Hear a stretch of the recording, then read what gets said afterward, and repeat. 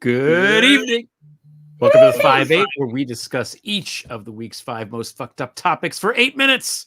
5 topics, 8 minutes, 2 hosts, a guest, some singing, a lot of curse words, and as many cocktails as we deem necessary. LB, how are you? I'm well. How are you doing?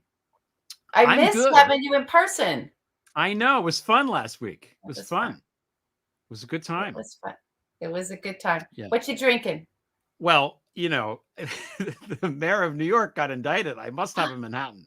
Gotta have a Manhattan. It's in the bylaws. Water. I hope it's not Gowanus Canal water. It's fine. It's not, but for the same reason, sobriety is necessary in these times, in these dark times. We're trying to figure out why Turkey owns this mayor and has owned him since whenever, and probably he wouldn't be mayor if he wasn't an asset of Turkey. Looks like they helped him out tremendously to get elected, picked him, plucked him out, and wanted him to do, I think, ultimately a whole bunch of real estate. But we'll learn about that from you in a little bit. Yeah, I am excited about something because I figured out. Well, my birthday's coming up in November, and I figured out what I want. My mom asked me, I'm going to get a Trump watch. I need another watch. How can you afford that crap? I think a Trump watch is definitely something that I want all of them. I think there's different kinds. I want one of each. I think that's going to be a good. No, I was talking to my mom today, and she's like, I couldn't believe that was real. Like they showed it on like Jimmy Kimmel, and she was like, I thought it was a joke. I can't believe this guy. Like, how much grift can there be? You know, it's a good question. I don't know what the answer is.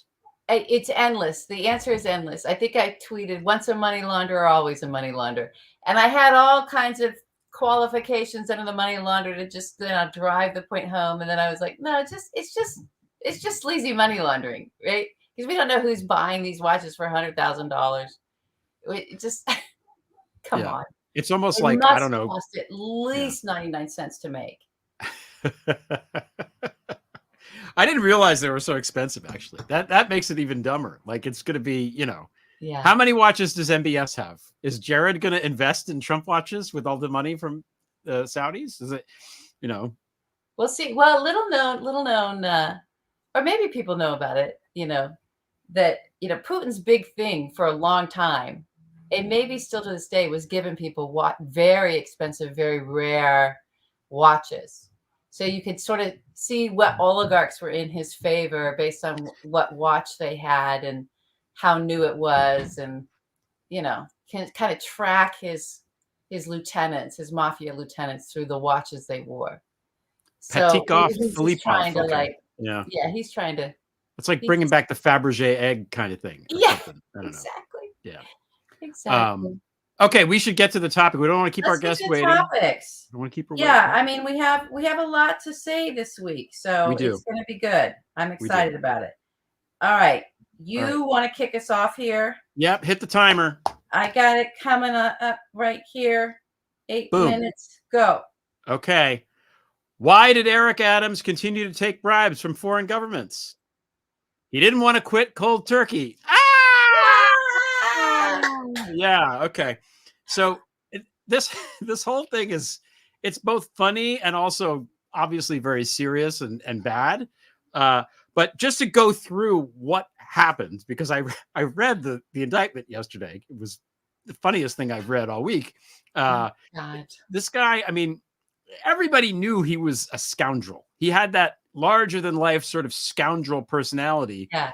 And I think I was kind of hoping, as someone who lived in New York City for 10 years, that he would just be kind of a personality, but he would just be doing the outside stuff. And then he had good lieutenants running things behind the scenes, which at the beginning of the administration was true.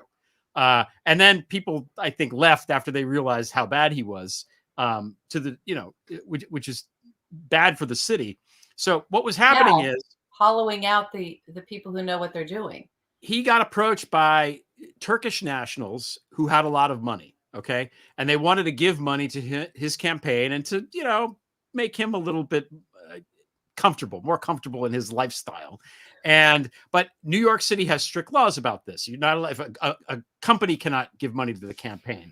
Corporations can't give money to the campaign. You're limited to $2,000 per individual. And if you opt into this program that they have through the city will match $8 for every dollar that you raise. And the reason why they do that is to encourage people to run and make it so that, whatever, Goldman Sachs doesn't write a check for $10 billion to get somebody elected. They want to try to, make it more fair.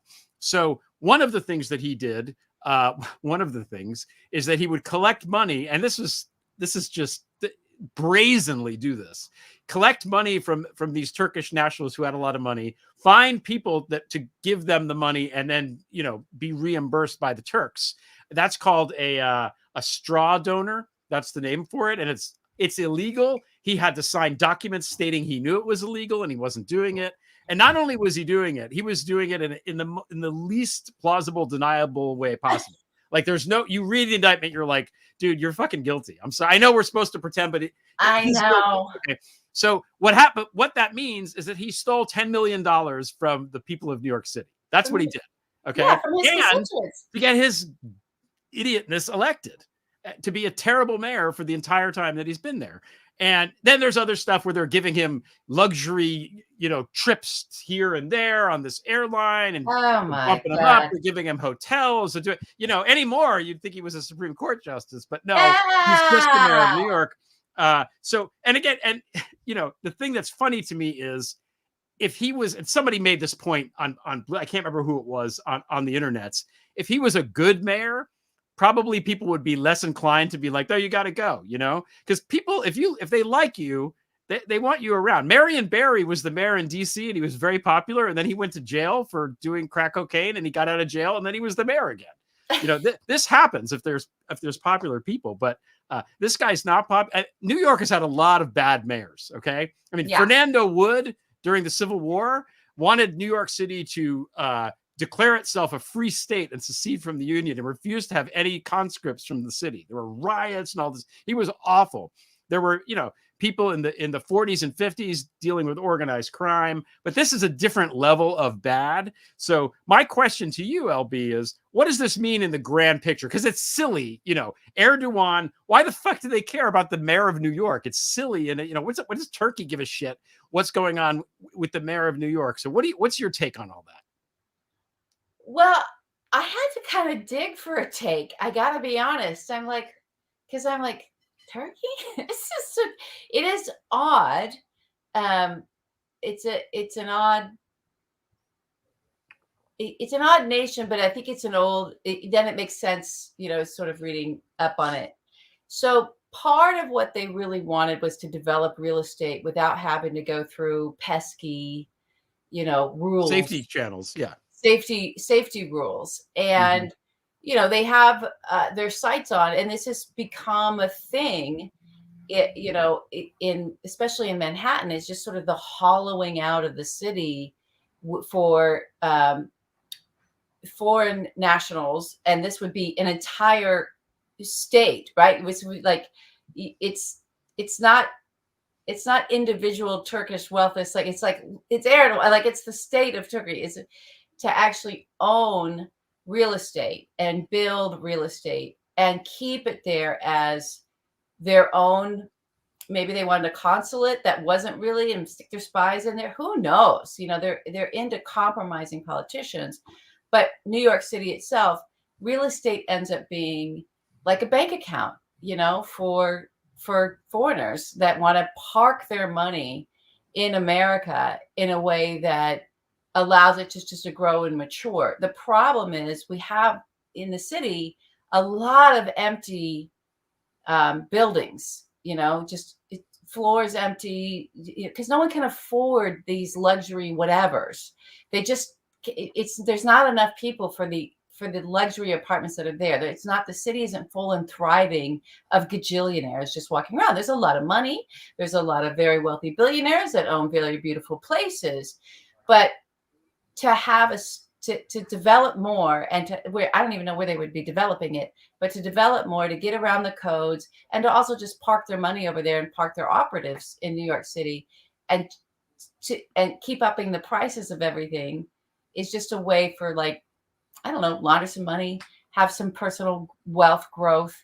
I don't I don't see it getting beyond that in the real estate, and I don't know why. Okay, just go to Dubai. Like, just go to an Emirates.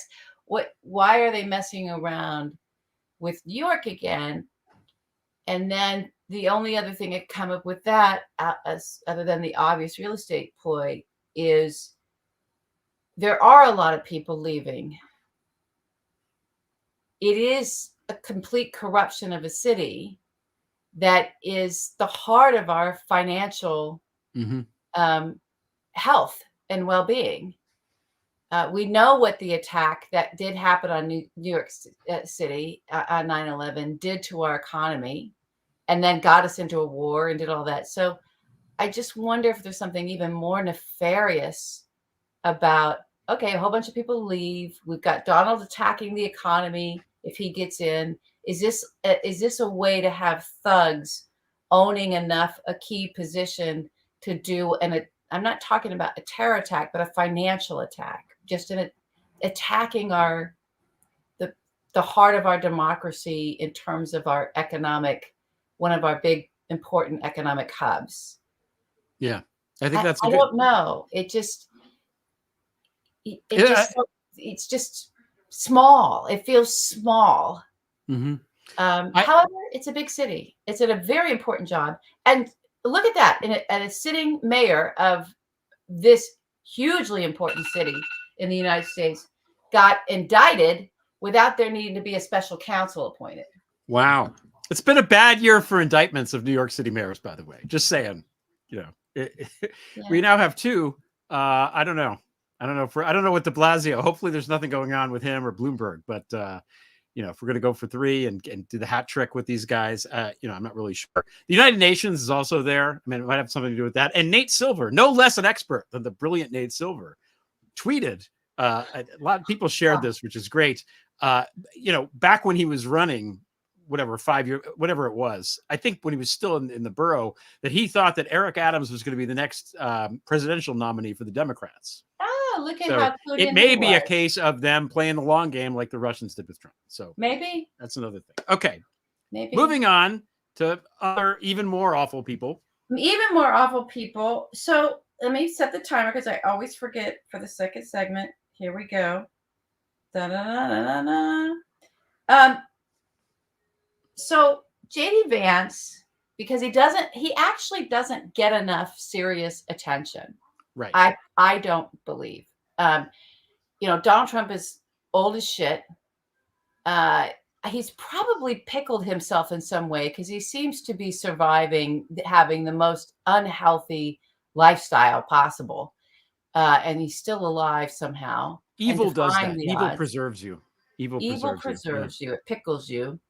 So the pickle grandpa fascist is, if he gets back into office, this guy is probably going to be the president, because God knows Donald doesn't want to do anything other than just, run his bullshit scams, shove money in his pockets and golf. That's it. Find the next Laura Loomer. This will be his right. So the guy running the country is going to be this prick, JD Vance. And so I just don't feel like there's enough serious attention on him he doesn't really have any experience. He's a massive betrayer of his own family. That's been his constant. We all know he's a horrible human being, but he's stepping out and doing this thing with a character named Lance Wallnau. He's going to go do a town hall. And for those of you who don't know who Lance Wallnau is, he is this huge figure in the Christian nationalist movement, and is responsible for bringing and kind of mobilizing the Christian element of January 6th. He's the most far out there of all the white evangelical preachers that surround Donald Trump. And if I am the chosen one, everybody remember that. This guy is the most sort of radical of them all, and very, very dangerous. And just sort of part of hate group, and very adept at radicalizing people who come into evangelical churches, right? And kind of there's a real coordination happening between these mega churches and their pastors in this sort of charisma movement, right? So this guy's Mr. Tent Revival set up this thing called the Courage Tour after the election of 2020 to be this election denying fuel radicalization source of people coming thinking they're going to get part of a Christian movement and getting radicalized into then becoming sort of violent domestic terrorists who eventually descended on the Capitol on January 6th. And that sort of has continued on in terms of radicalization of these groups. So there's lots of names for all of this coordination between these Christian pastors. There's lots of people you should follow online that are doing, and reporters that are doing the good hard work. It's just not getting the kind of coverage it's getting because it sounds fringy and conspiratorial, but it is massive. It is very well coordinated with the people that are the leaders, and this guy is one of the most dangerous ones. So hopefully I'll have time to read a thread I want to read for everybody tonight. If we run out of time, know that we are doing an after hours tonight. We should have announced that at the top of the show, and I'll make sure I read it then, but hopefully I have a time in this segment. So Vance is going to do this town hall with Wall now. And because he's so connected to January 6th, Wall now, and it just dawned on me. It just sort of like hit me. And this might be obvious to everyone in the audience. And maybe it seems like it should have been obvious to me, and we've been talking this way, but I had a clarity of vision of why J.D. Vance was chosen by Donald to be his running mate, his VP, because we know Pence wasn't showing up for it. And I know we've all said before, well, he can't do Pence. He wants somebody who will do what Pence wouldn't do, right? We kind of got that.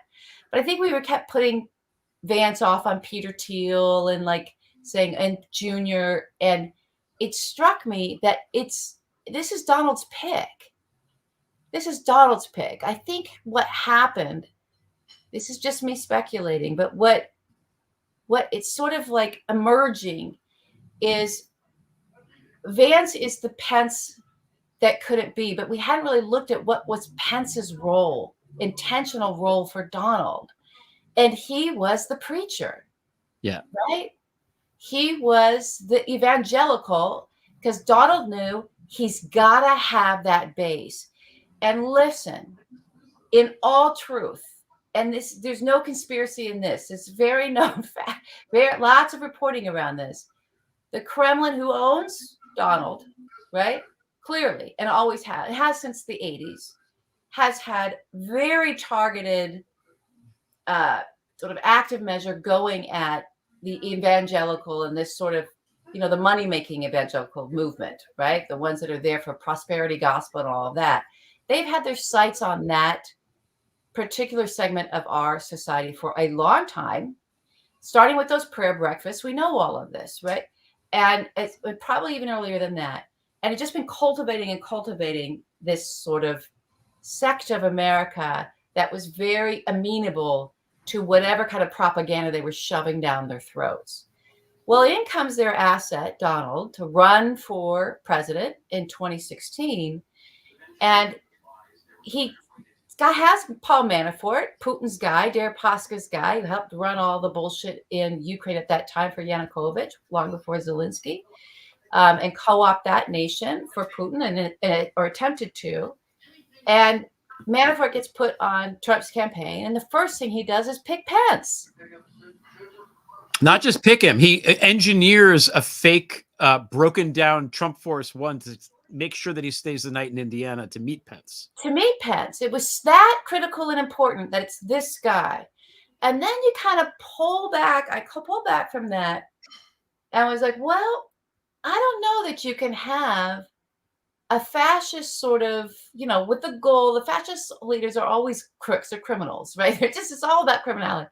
It really is. It's just piracy, right? But you have to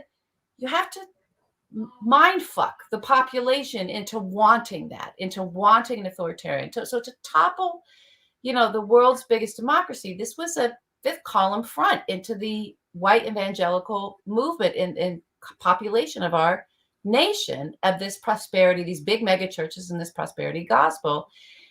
Now we got to have that figure next to Donald, because this is a man who's so depraved. He's got all these wives, he's got all these kids, he's got all these affairs. Guys know how many abortions they shoved down to make sure nobody knew about that. There's Jeffrey Epstein. There's all this just depravity all over the place. And you need this segment.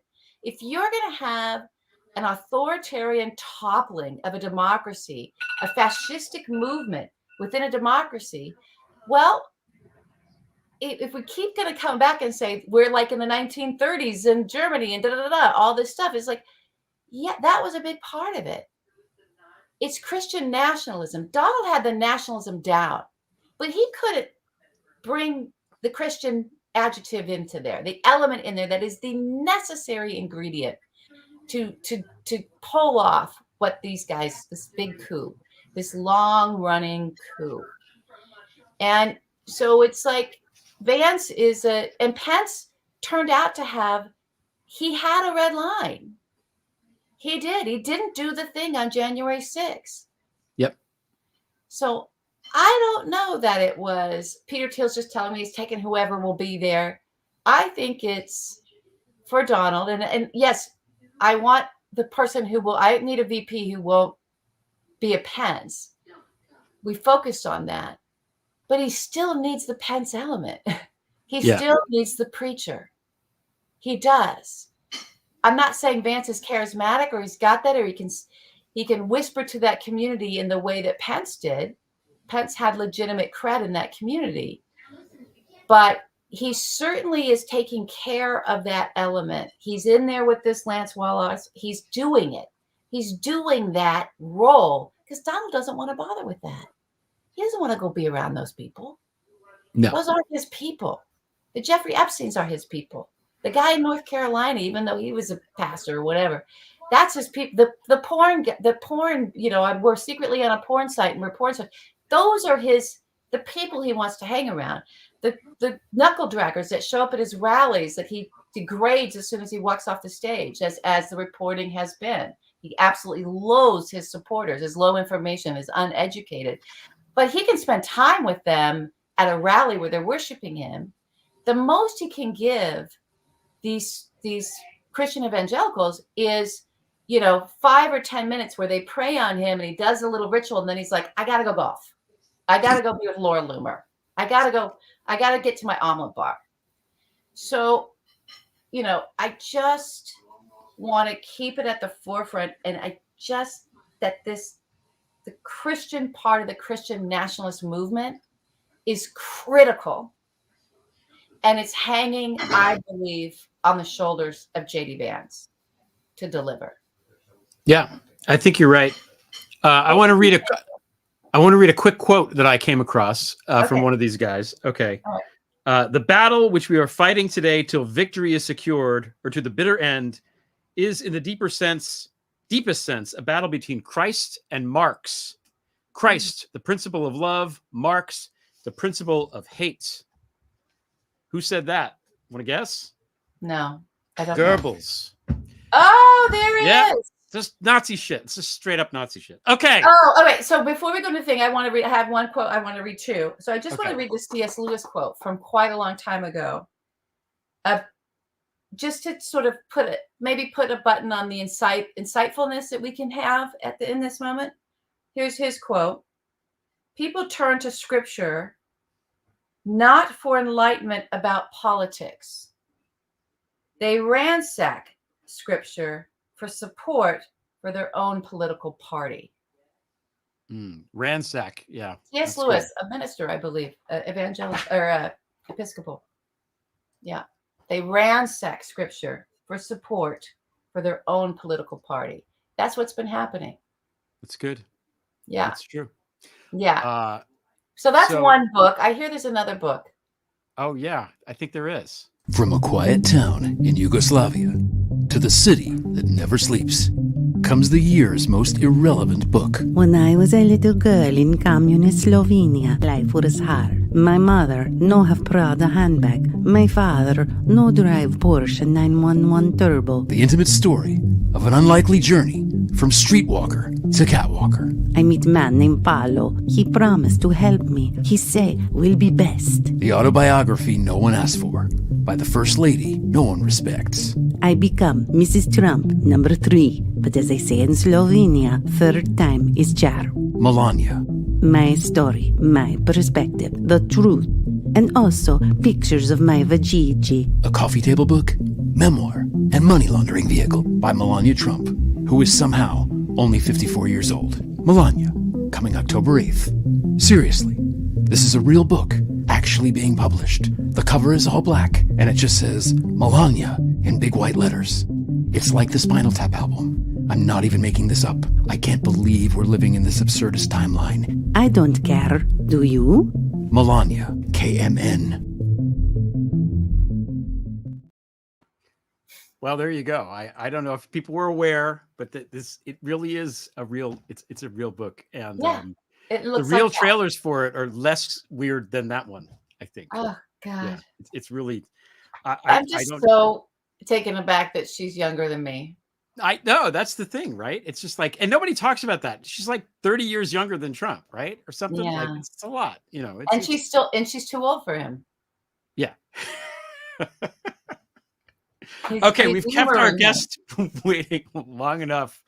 She is the deputy director of True North Research, which, as we know on this show, exposes the shadowy machinations of special interest groups. And at True North, she is the director of the Equality Project. You've seen her work in The Nation, Ms. Magazine, and Truthout.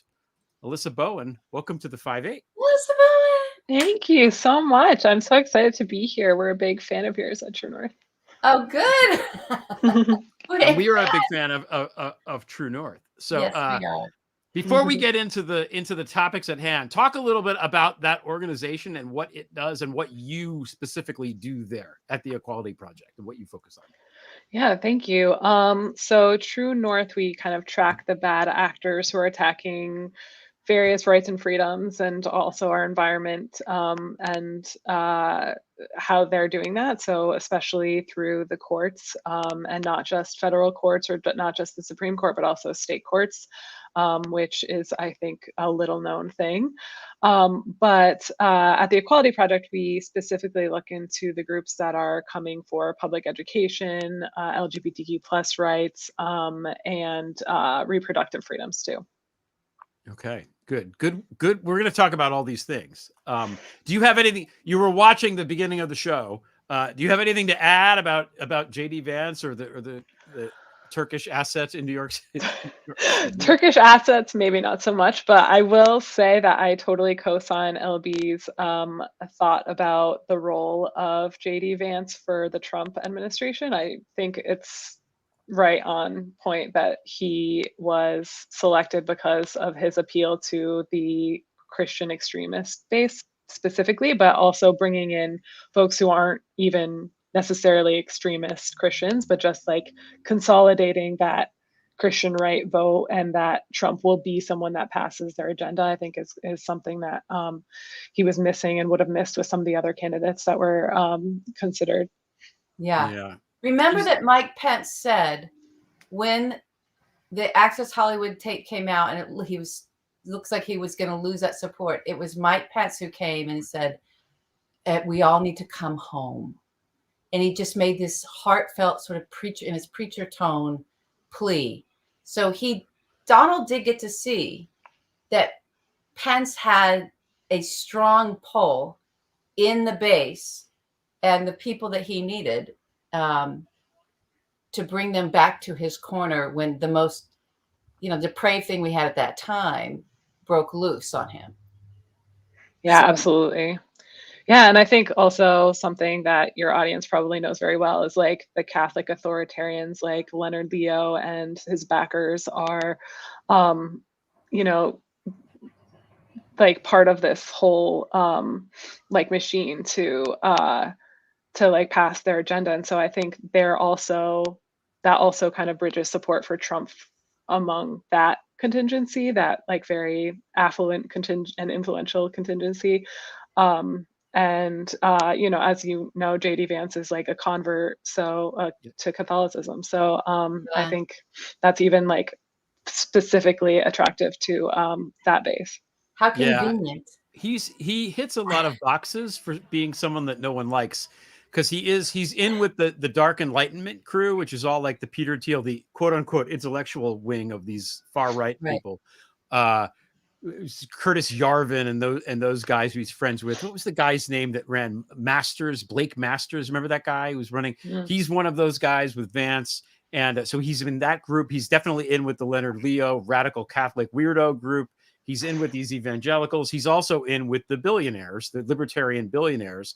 And those are, as Tom Carter has said on this, that's the three groups. And he sort of overlaps all the three groups, while at the same time appealing to no one at all, which it's sort of stunning that he could have this much, common ground, and yet everyone hates his guts. Well, those three groups have a common ground of really profound misogyny. Yes. The war on women, he can, I think, legitimately rise as the sort of leader of that. Should they all be looking for someone to carry the mantle for them? Absolutely.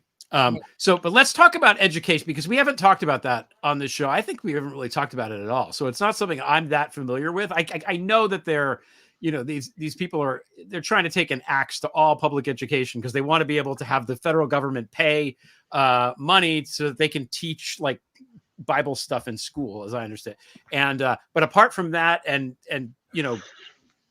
we have to have Bibles there now and stuff like. I don't know that much about it. So what are some of the groups that are out there that we should be aware of, and what are they doing?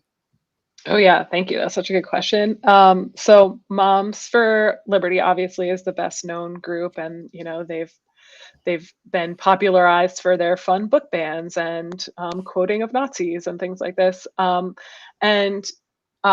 They're also a Project 2025 contributor, co-signer, and they are backed by the Heritage Foundation, the Project 2025 author and organizer. And they're still active. I mean, as much as they were discredited by some of the chaos around the co-founder, if you heard about this in Florida, the co-founder and her husband being involved in like threesome scandals and some things that might not be considered so wholesome for their supporters. Yeah. And there was also like a sexual assault allegation against him. So that kind of threw them into a tizzy there. And there were some folks that broke with them, but they're still active.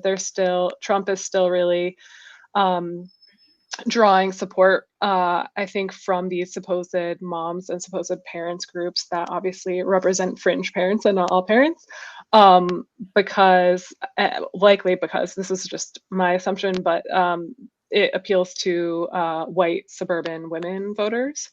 And especially these groups are like going for school boards, right? So that is sort of like a little known get out the vote tactic, is to like push extremists on the school board and kind of push a narrative against like more moderate candidates or progressive candidates. And so that's something that's still going on with Moms for Liberty, but it's not just Moms for Liberty, of course. It's also this group called Moms for America. So scary. Yeah. Do you know anything about them, LB? No, go. I want you to tell everybody about it. Oh, sure. Yeah. So Moms for America is a group, and it was founded years and years ago, decades ago, as like a homemaker organization, but has since rebranded as Moms for America. Recently we came out with a piece published in Truthout about them, and they are terrifying, because they do not just things around the schools. Like, of course, they do things like promoting religious and, public tax dollars going to religious instruction in school, for example. But they also are a voter suppression group. And they helped organize the January 5th and 6th rallies that led to the January 6th insurrection. They various board members and staffers of theirs were either at January 6th or have ties to, for example, Michael Flynn, very close ties to Michael Flynn and close relationships with Michael Flynn. And they're partnering with groups like Patriot Academy, which is this far-right group that does arms training for far-right folks, but it also trains like future politicians and future leaders, and does a lot of like election denialism and things like that. But Moms for America is also was funded by Julie Fancelli. Does that ring a bell to you, Julie Fancelli? Yeah. She was yeah, go ahead. Go ahead. Yeah. I mean, she was a major funder of January 6th protests. So she, that's her claim to fame. She's also like an heiress to the Publix. Oh, she's the Publix. Yeah. Right. Yeah. So, I mean, at this point, she's donated over $2.2 million to this group, and that's just in the last two like filings. So 2021, mid 21 to mid 2023. So I'm sure this that is a grocery chain, everybody. It's like a grocer, mostly in Florida, right? It's like, or they're big down there. Yeah. Yeah, exactly. She's Florida based. Yeah, but they, Publix has distanced itself and said she's not involved in our operations or whatever, but that's where her money comes from. So it's interesting that it sounds so innocuous, because it's like this supermarket, people giving money to Moms for America or Moms for Liberty, and no, they're just trying to overthrow the government. It's not good. It's bad. It's actually wild. There's so many corporate guys and gals and people who are like, oh, I'm sorry, go ahead. No, I was just gonna name Bernie Marcus, who is like a big funder of Trump denialism, voter suppression groups and stuff. I mean, it's just wild however many corporations there are out there, like a large percent of them, their founders are somehow magically become very like progressive. Yeah, they're well, all I mean, we're the ones that are screaming about the economy, but what the translation of that is, I don't want to pay taxes, because you can't have a better economy on every metric that we have right now, but they're still crying about the economy. And so they're understanding the economy, these massive narcissists is just, and these corporate folks and these weirdos, right? So there's weirdos that get very, very wealthy doing really corrupt shit, or just being horrible to employees, and just being greedy. And so that kind of greed, it's no big mystery that maybe they might look at someone like Donald Trump, who's kind of constantly do this transfer of wealth from the poorest of the middle class to their pocketbooks by having them not pay any taxes. That's what the economy means to that level of narcissist. It's, I don't want my accountant telling me, oh my God, I had to pay what taxes? Are you kidding? No, I'm not paying that. Boom. The economy must be bad.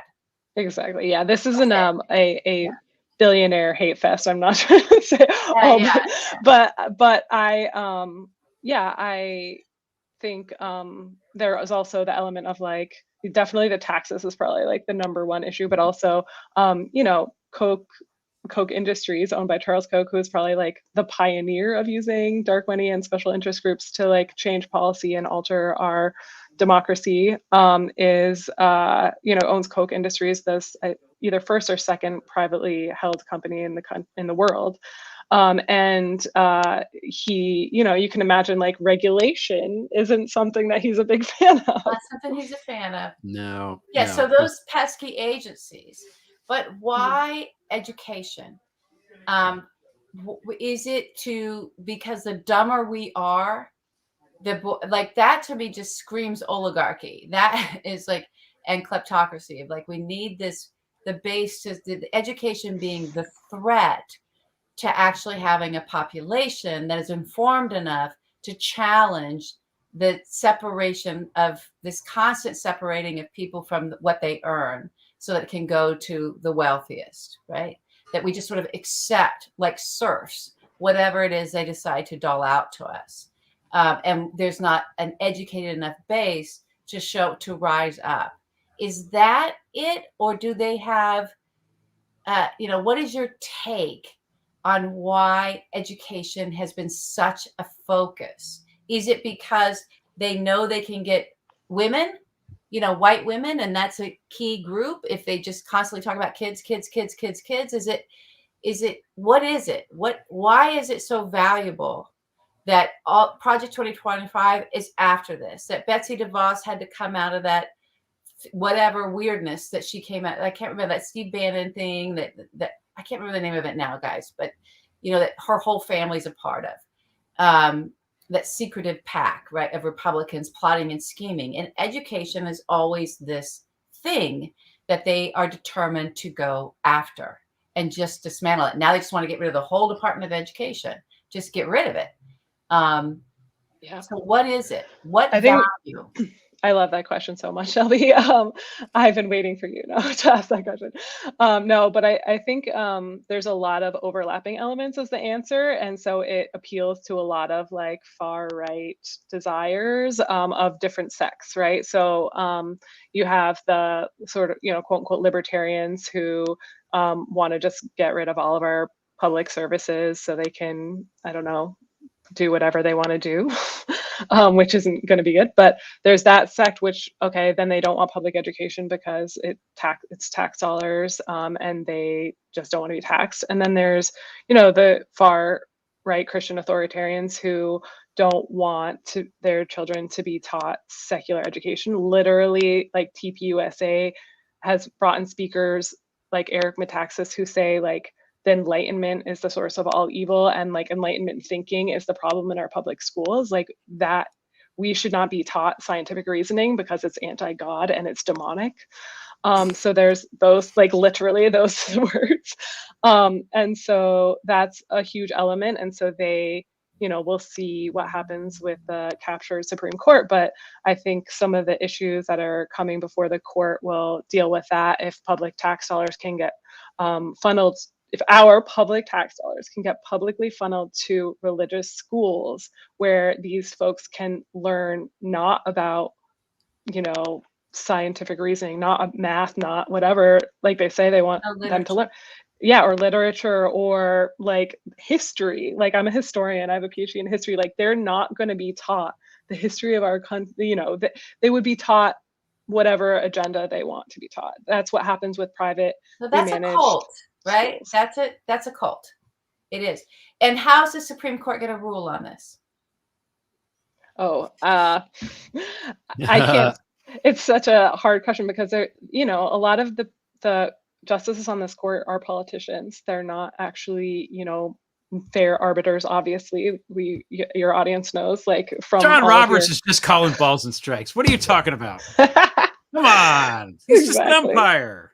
Yeah, exactly. That's who can throw the game. The umpire is the one who can throw the fucking game. Oh, totally. That's true. Good point.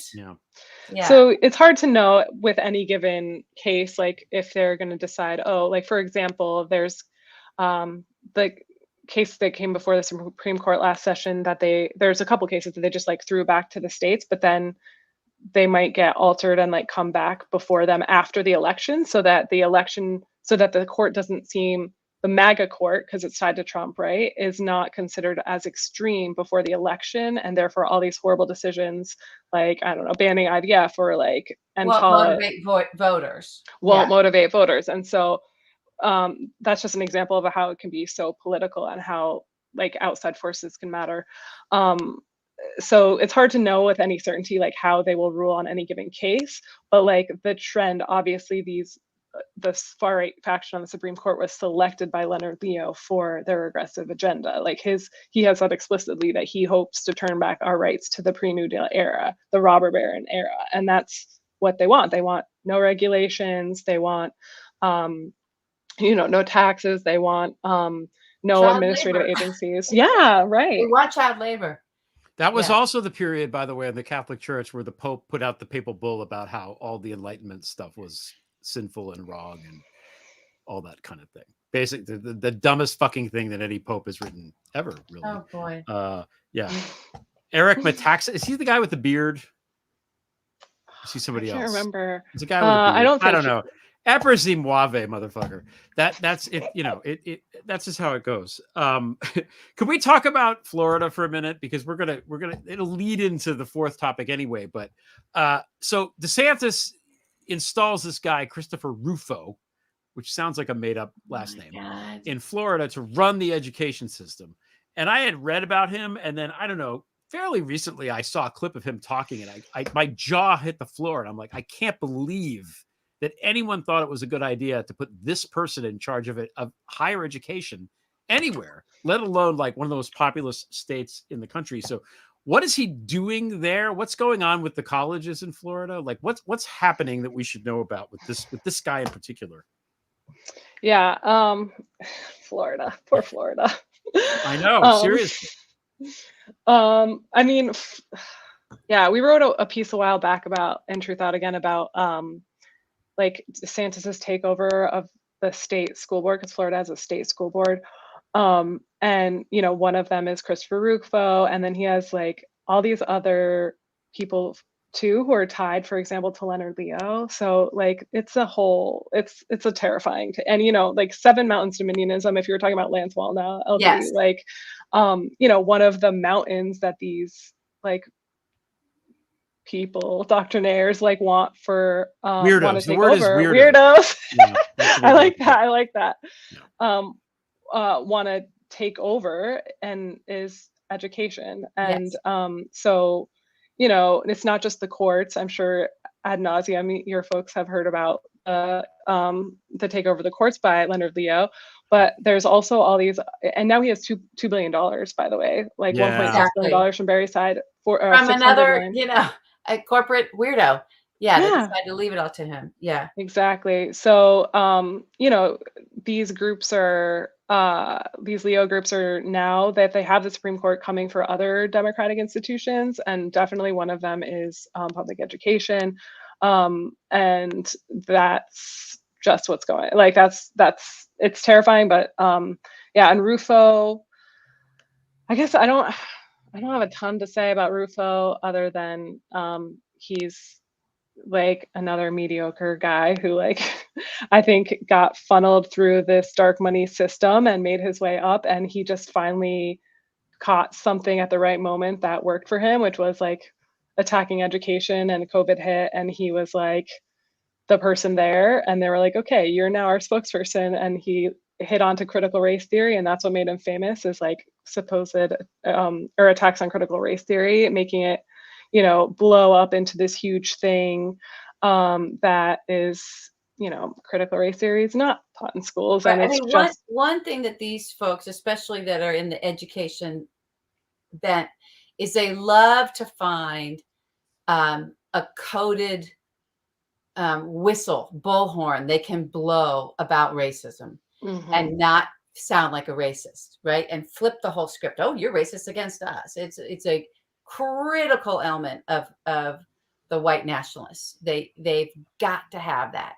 And so that critical race theory gave them was something they could make it sound spooky and oogie, and it's getting forced into our education system. And it was really just, you know, it was all misrepresented, as we all know, but it was really just a way to activate the racists and to let them come out with their racism with a coded thing. So they felt like, you know, soldiers about it. Right. And that's something that I find that we got to see in the radicalization of and this attack on our education, state by state, for this far right extremists who now are just Republicans, regular Republicans, because it's all the parties move so crazily. But that the goal of actually being soldiers against knowledge, against education, against the advancement of education, and putting, you know, almost in the same, if not the exact same emotional lane as the reproductive attacks, right, on our bodies, of like, it's for the children. Oh, our children. We don't want our children and to be subjected to this stuff. We have to fight for them. We have to be warriors to protect our children and to protect the babies and protect their minds, to protect the bodies. This whole thing makes these folks that are parents go bananas.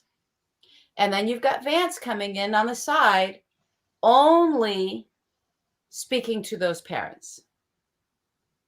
That's what's really going on by attacking women who are of childbearing age or blah, blah, blah, blah, blah, and all his crap and garbage, or single cat ladies, is he's empowering the warrior mindset. And they speak in this. They love the warrior mindset for the women and that are parents that he's already got or is trying to cultivate. They're trying to cultivate into that fold by putting schools, abortion, all this stuff on the front lines of their attack. Yep. Now, is that right?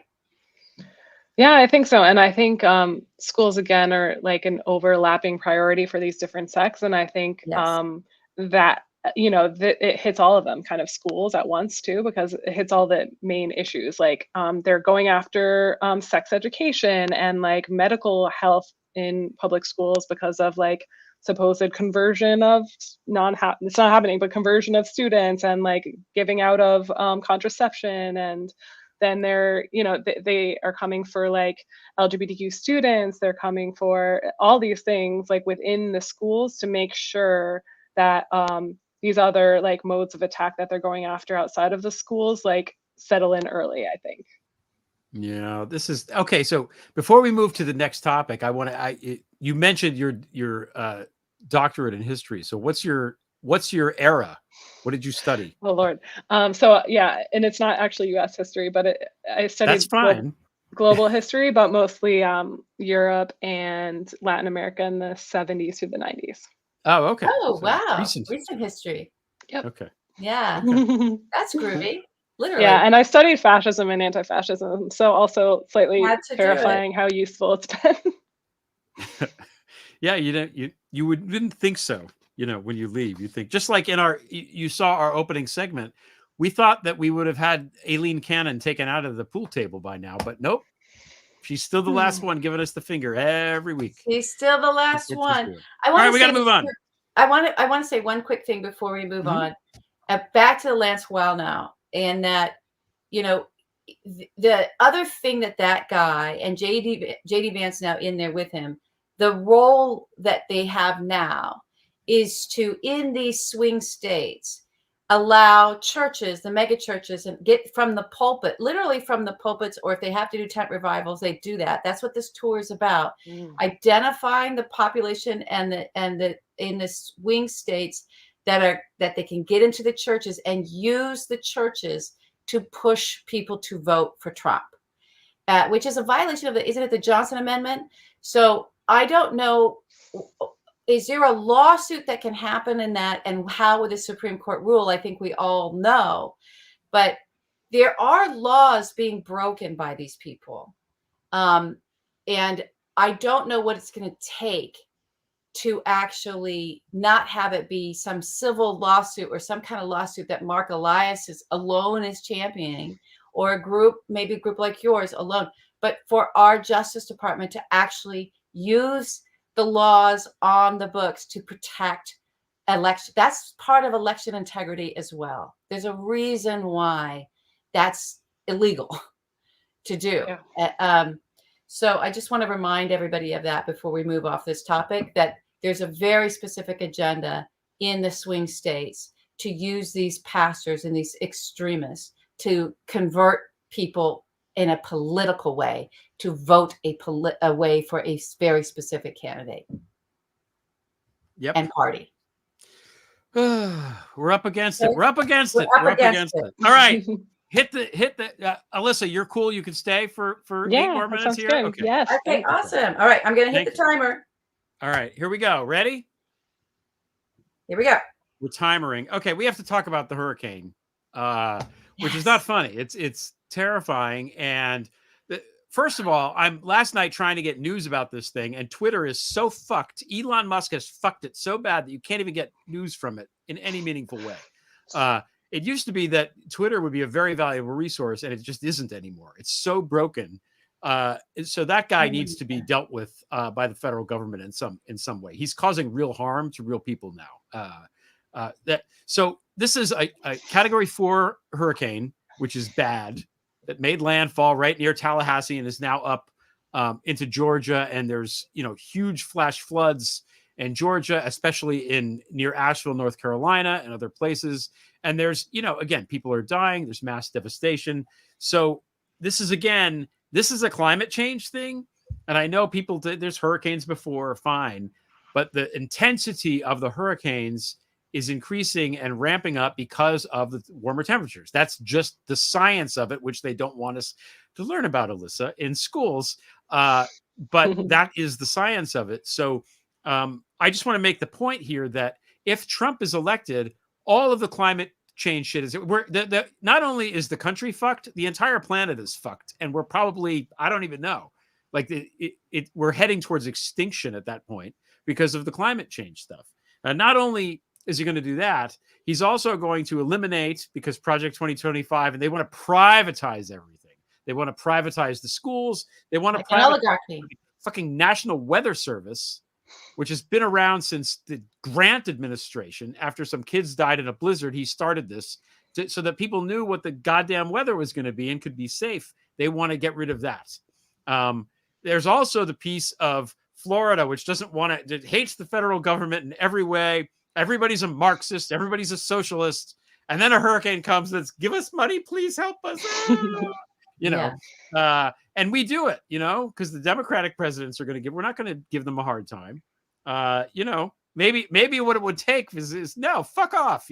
Not that we should ever do that, but it's ridiculous to me that the hypocrisy of it is mind boggling. But what I really want to talk about in terms of this, because there's a lot of things going on now, is the insurance. Okay. It's already cripplingly expensive to get insurance on property in certain parts of Florida and in these hurricane zones. Every time there's another hurricane, the rates go up. It's going to price people out of the market. My father was a claims adjuster when Hurricane Andrew happened in 1992, whatever year that was. He went to Florida. He was there for a month doing claims on stuff because he was like, there's no street signs. There was so much damage that he had to, decide who was going to get paid, issue the checks, all that kind of stuff. And he said, like, property insurance is the foundation of society. Without property insurance, nobody builds anything. It's just because if it breaks down, you're fucked. So nobody takes any risk. And without the insurance level, it's really a bad thing, okay? Because of the money and the lack of investment. So this is something that is going to happen now because of this climate change. I think people aren't talking about, but it's a very real thing. And the Republicans, of course, are doing nothing about it. And I just want to make people aware of it because, LB, as you said, when we were talking before, this is also a way of just crippling our economy, which is what the bad guys want. Yeah. I have that point. And then I really want to hear what Alyssa has to say about getting rid of the agencies that actually, are there to help, right? Okay, it just went out of my brain because I'm having my menopausal evening. But not menopausal evening. It's 9 o'clock. It's late. Just for you, JD Vance. I'm having my hot flashes for you. So I got the fan on me, and it's getting cold. But let me pass to Alyssa. So let's talk about those agencies because I jumped right there. But no, I know what I remember. So sorry, everybody. So sorry. This is it. Say it before you forget again. You're getting a real live and real time thing. No, it's like it just dawned on me that Donald, I don't think he knew what a tariff was, and so, but he's going to triple down, right? Because he doesn't want to be wrong about that. But it's not that simple. It's just like he came back from his first sort of big trip inside the Kremlin with Ivana, with that wife who was the Czech daughter of the Czech spies, right?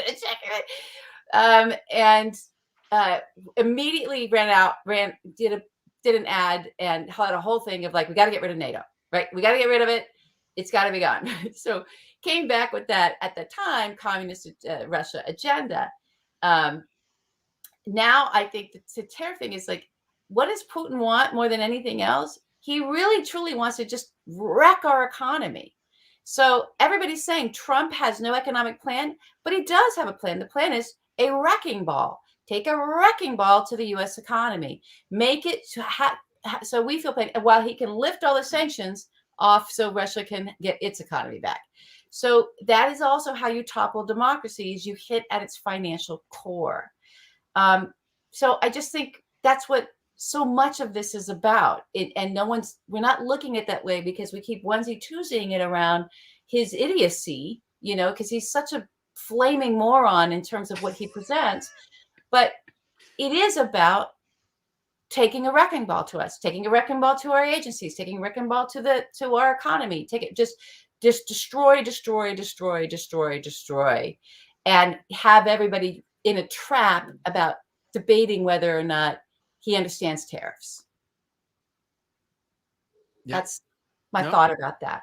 But back to the environment. So getting rid of these agencies is also just another way to just wreck whatever could be prosperous, just like having nothing but stupid people as your population, uneducated population, is also a way to destroy your economy. Just destroy it. Yeah. So I don't know. What do you think about how they're targeting, how these extremists are targeting the agencies that, the EPA to FEMA to the regulatory agencies that might be looking at insurance and you got to keep the insurance going, or not let it run away and leave you uncovered. What are the extremists that you look at? What are the ones, this is like their wet dream. Yeah.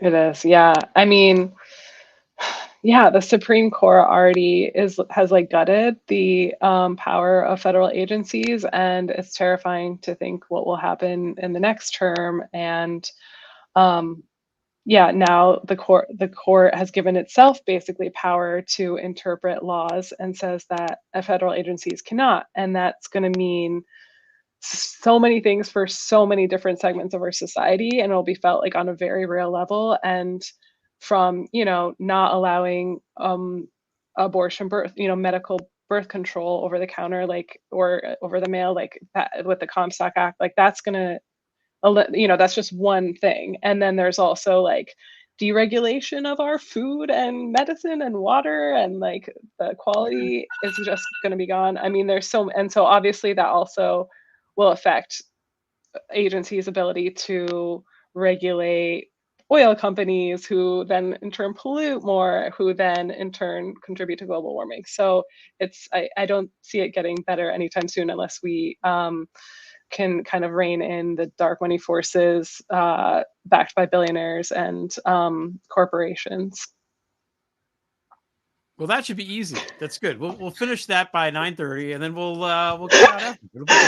I'm always so optimistic on these things. Well, let's go ahead and we can extend this a little bit. Where is some optimism? A Kamala presidency, what are some real things that she has said that she is going to do, or some things that she could do that, from all of your study of it, this would be the most helpful thing you could do to actually shore up our agencies against this court that's apt to do the bidding for a Trump administration if in the event that he doesn't get in for another term, that they'll just be there to enact it all on his behalf. Or hypothetically, what candidate who has no name would say, let us say.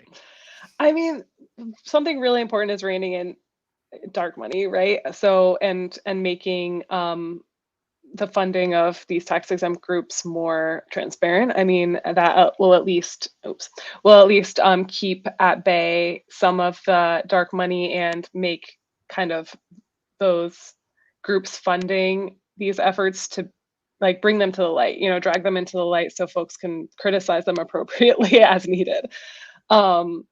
Then also, there's so much that needs to be done, to protect voting rights and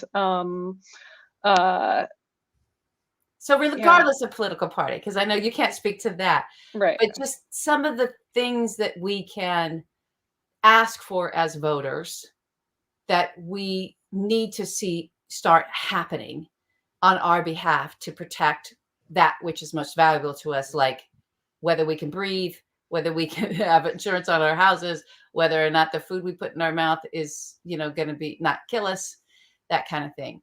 Suffocating to death to own the libs. Yeah, that's it. That's good.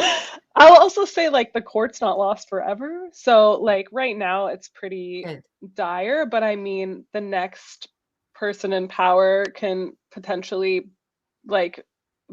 nominate people to the court that can change these things and change to the right, correct interpretation of the law that's not just based on like fake legal right-wing doctrine that they invent.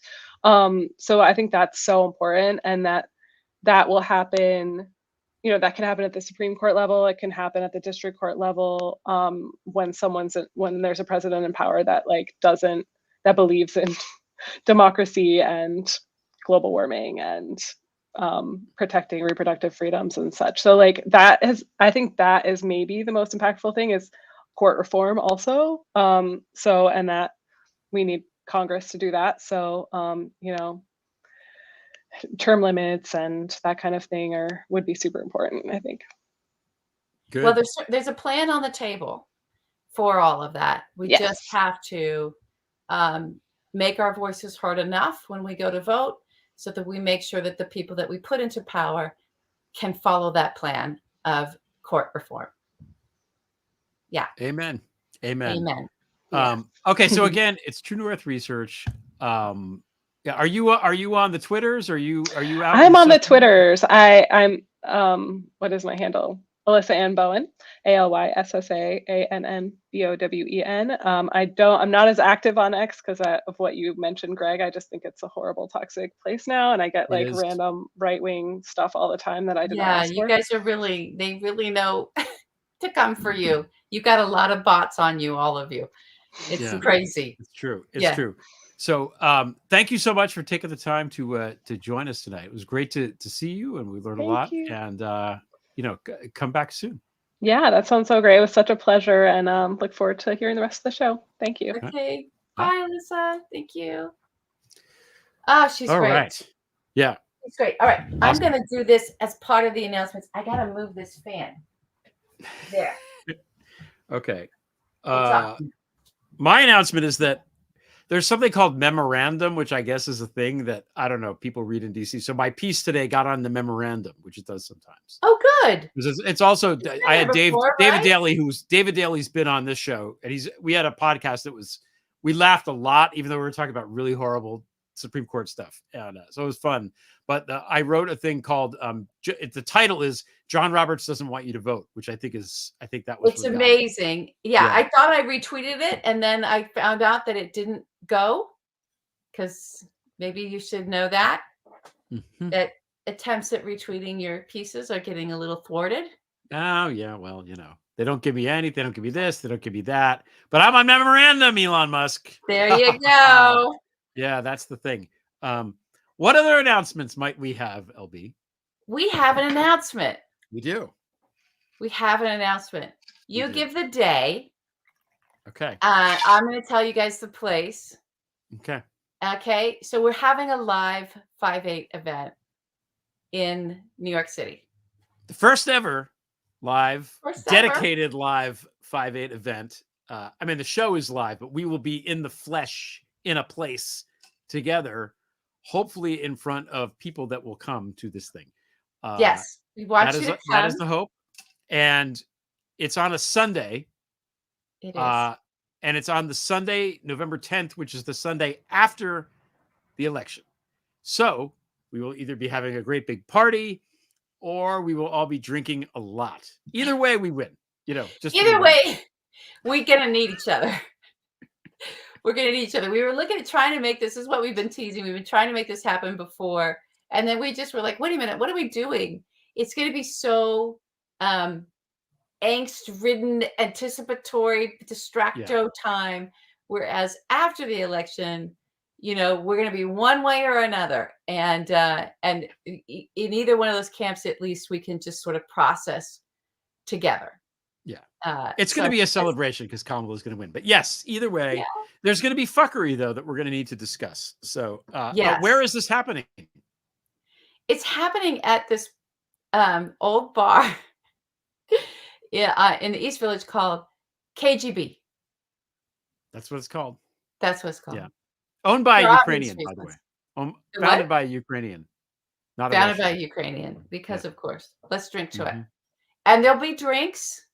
There'll be drinks. And there'll be tickets. Because And we'll have something set up ahead of time so you guys can buy your tickets online. They'll be cheaper to buy ahead of time.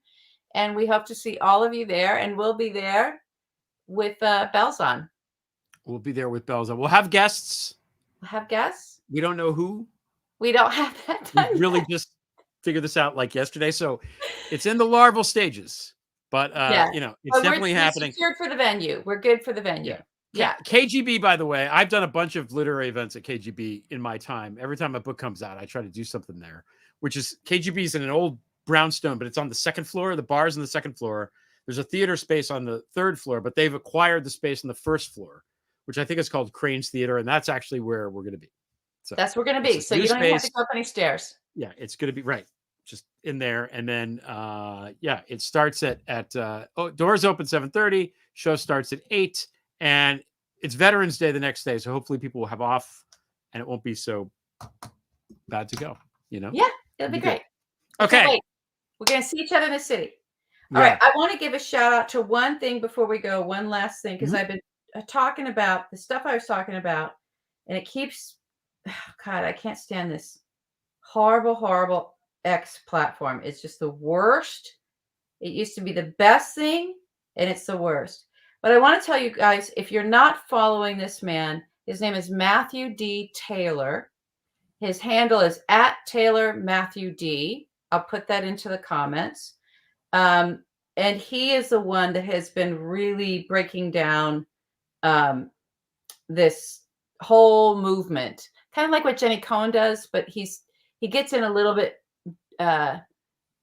sort of focusing more on these characters that we're seeing right now. And he's been following it specific to how did all these Christians end up at the January 6th, right? These evangelicals, and really unpacking that specific part of it, how we've got now a domestic terror movement in our nation that are Christian nationalists, and in the meanings of all of that. So I just found his work to be wonderful. He's a senior scholar at ICJS Baltimore, and he's got a Substack. I just wanted to let everybody know this is the person to kind of log into and follow. I have never talked to him. I just like I like what he's doing on the X platform. So @TaylorMatthewD, and I'll put it in right now. Okay. Yeah. Thank you for that. You know, using incendiary hate speech and propaganda and demonizing minority groups to get Christians to do horrible things has been going on for at least since the First Crusade. Yes, exactly. Basically, it's one of the first ops that there was. It was not. Yeah. Totally was not. Right. Mm-hmm. I think you're right. I'm right. I would give you that one. I think that's probably the first. All right, Here we go. Let me put the timer on. Here's the timer, because we got to get to our after hours. Right, we're doing the after hours. Guys thread in the after hours. Mm-hmm. Okay, here we go. You're on. Okay, this is called Riz, the Riz, which is a word that people much younger than us use that means charisma. We were talking about this today or yesterday, whenever we were talking, doing our production meeting. And I watched this week the documentary From Russia with Lev, which I think everybody should. My wife, by the way, did the Melania voice in the video. I forgot to say, so she did a great Melania. Anyway, shout out Stephanie. So she didn't know what this was, and she was like, I don't know if I want to watch. I'm like, just watch the first 5 minutes, because I had watched the 5 minutes into it, and then we watched the whole thing, and she liked it. And afterwards, she was like, oh my God, everybody should watch this. Everybody in the country should watch this. So it tells, it's Lev Parnas and his wife are the two main people talking and telling the story about this guy who penetrates and ingratiates himself into Trump's orbit, but well before the election, 2015, 2014, that era, where Trump basically likes Lev Parnas because Lev Parnas is also a hustler who deals with Russian mob guys. They have that in common, Yeah. So, and Lev is a likable guy. But talking about this, and Lev in the documentary mentions this thing about how, it's Trump I've got stars in my eye, whatever he says, there's this riz, for want of a better word, that draws in, that seduces certain people. And Michael Cohen has spoken about this too, like how just Trump, there's something magnetic about the guy that, you know, makes these guys just follow whatever the fuck he says. And I think it's a combination of his fame and his money and his power, you know, and certainly after he becomes president, then the power expands a lot, obviously, and all the sex stuff, you know, that he's with models, he's here, and he's got the you know, the Miss America thing, and he's at Studio 54, and he's got Melania. He looks like he's living the dream. Yes, and he presents himself and his mythology. There's a mythology that appeals to a lot of people. Okay, what else?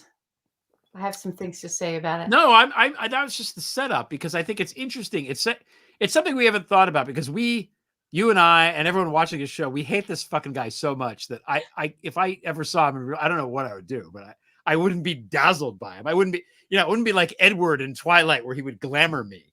I would be like, you motherfucker. You know, I don't know, but in different contexts, he does that. He glamours people. That's it's actually great. That's a great way to think about it. Yeah, that just came to me. And he's a vampire. Yeah, he is a vampire. Yes, yeah. He is undead. Hopefully, he's not undead. That we can hope for. So that's the setup. So what do you have to add to this kind of curious discussion? Well, I think, you know, again, he's a mafia boss running a protection racket and calling it a campaign. And when he was a president, calling it a presidency. It was just a protection racket. That's it. That's why he's shaking people down and bribing people. He's got blackmail on people. It's all of a sudden people are changed when they go in to meet him. I think the thing about the Riz, if we're going to use that nickname, word of the year by Merriam-Webster. The other thing is, there's a thing that I think, was it the opinion editor of the New York Times or whatever was on Morning Joe, and everyone was laughing about it. And he said, they're laughing about the watch. He's like, remember, he's an entertainer. And I retweeted someone, I can't remember who it was. I think it was a journalism professor. It was like, oh my God, no, he's not an entertainer. Stop it. Right. Nothing funny about that. Seriously. Yeah. You're going to, that kind of framing of him and everyone always looking at him that way, truly in a matter of, I think, a short years of history, you're going to look back, if this guy gains any power again, and all of those people, especially if you're the opinion editor of the New York Times, are going into the history books as like, wow, you really enabled this fascist rise, because you both normalized him while also gaslighting us about how abnormal he is, but in a way that is entertaining, you know, in the wrong way, with an intentional wrong frame. So that the danger, the threat level is constantly being brought down. I'm not saying we don't mock this guy. It's not that. It's that he's not an entertainer. No. This isn't funny. Yeah. We're not having fun here. This is a criminal, and he's taking our rights away. Yeah. He's an adjudicated rapist. There's nothing funny about that. There's nothing entertaining about that. He's not an entertainer. He's a criminal. What happens to these people, like this person probably has met him, is Trump also gives everybody access to him.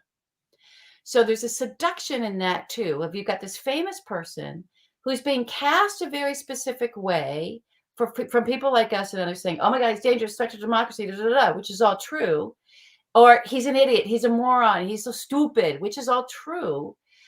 But there's so much he's engaged in intentionally with putting on the show, the entertainment, he's not an entertainer. He's a fascist. He's glamoring you. So when people get invited into the vampire's house, when it goes the other way and he invites you in and they meet him in person, right? He knows how to perform and behave in a way that is direct contradiction of all of the stereotypes that get thrown on him. So you think, wow, this guy's, he's not dumb. He's talking to me. He's charismatic. He's talking to me about he's saying stuff I like to hear. Oh, he's not old and senile. He just made a dirty joke. right? To his golf buddy friend, or Dan Scavino, and they're all yucking it up. He's there. So that also works some magic voodoo on people, right? And then he does this thing. There's another thing that this guy does that he's learned, and he studied a particular multi-level marketer. I can't remember the person's name. That was like the salesman, right? Who had that trick of like make somebody else feel important, make them that they are that right, and then get what you want from them. Is it like How to Win Friends and Influence People? Like It's like that kind of thing. So he studied all that. And we were in our production meeting, we were talking about this sort of effect he has where he, and people need to kind of wake up to this, and they don't wake up to it in the moment because they're seduced in there by the fame. Maybe he invites the college students from that one college university or whatever. He's like, I'm going to give you a medal. I'm going to give you an award. I'm going to honor you. Come tomorrow. Like, we're going to do a thing for you. Oh my gosh. And they show up like, oh my God, it's about me. Made me feel so important. And then, oh my God, there he is. It's Donald Trump. And he's not what anybody says. He's like nice. He's charming. He's like saying stuff to me. And then he's, let's say it's kids, then he's handing them an assault weapon and saying, now go out there and kill for me. Yeah. And they're just, I went to this event where, it was all blah, blah, blah. I don't mean literally, but kind of literally. It's just inviting kids in and then turning them into soldiers for your war. Yeah. That's what he's doing when he invites people in. What he does when he invites journalists in, media in, gives them all that access to turn them into propagandists for him. Right? It's all the invitation in that I'm available, I'm accessible, is so that he'll flip you and turn you into that thing that you swore you'd never be. Yeah. That's the trick. That's the hat trick. Mm-hmm. It's demonic. Yeah. Even though all the evangelicals love him, it's demonic. Yeah. And then, the other thing about the Lev documentary is ultimately Trump denied knowing him. Well, I don't know this guy. Yeah. And he was fucking buddies with this guy. They were hanging. They were bros, and that also comes when someone has that much influence over your identity and your sources of revenue and your power and where you go and how you're getting around the country and other countries and who you're meeting with and the girls you meet and all this other shit.